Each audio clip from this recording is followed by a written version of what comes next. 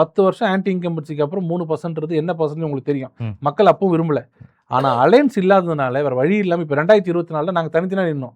2 கூட்டணி போட்டு பாத்தீங்கன்னா கிட்டத்தட்ட 12 இடத்துல நாங்க ஃபர்ஸ்ட் வந்தோம், செகண்ட் வந்தோம்.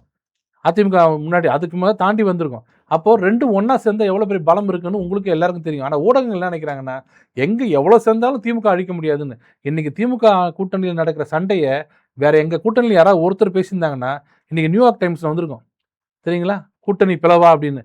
ஆனா ஒருத்தர் வாய் திறக்கலையே.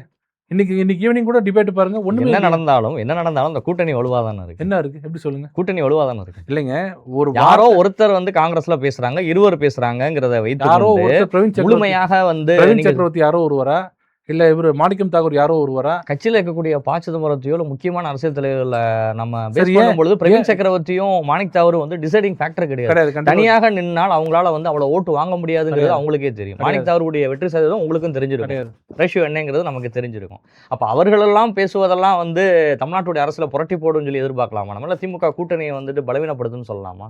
கேள்வி முடிச்சிட்டீங்களா?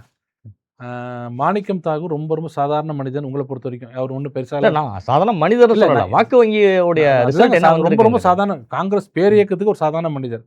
அவர் ஒரு வார்த்தை செல்வ பெருந்தகைக்கு வாயை மூடுன்னு சொன்னா மூடிடுவார்ல. செல்வ பெருந்தகை வாயை மூடுன்னு சொன்னாரா? அந்த கட்சியில எல்லாரும் பேசுறதுக்கு உரிமை கொடுத்துருக்காங்கன்னு நீங்க ஏதாவது ஒரு வழியில வரணும். ஒன்னு சொன்னீங்க அவர் சாதாரண ஆளு கட்சி உரிமை கொடுத்துருக்கேங்கிறதால இதே இது வந்து அதிமுகவுல வந்து பேசுனா உடனடியா கட்சி விட்டு நீக்குவாங்களா மாட்டாங்களா? கட்சி உரிமை பாஜக பேசுனா வந்து நீக்குவாங்களா மாட்டாங்களா? கட்சி உரிமை கொடுத்துருக்கு. அந்த உரிமை எங்களுக்கு கொடுத்தா தப்பு இல்ல. பாஜக அப்படி பேசுனா நீக்கிடுவாங்க இல்லைங்க. அப்போ என்ன கட்சி அது? பாஜக பேச நீங்க ஆனா இங்க வந்து உரிமை கொடுக்குறாங்க, நீங்க பேசலாம். இல்ல அப்ப கட்டுப்பாடான கட்சி எங்க கட்சி.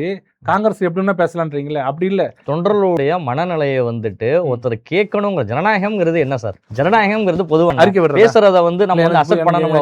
உங்களோட அரசியல் திறன் புரியல. ஒரு மக்கள் தொண்டர் வந்து மைக்கில் வந்து இதெல்லாம் ஒரு கூட்டணின்னு பேசுறது தான் அரசியல் உங்களுக்கு விமர்சனமா இல்ல அரசியல் சுதந்திரமா? அது ஒரு மனுஷன் சுதந்திரமா எங்க ஜனநாயகத்தை எங்கமா இருக்கணும்? காங்கிரஸ் கட்சி ஆபீஸ்ல இருக்கணும்.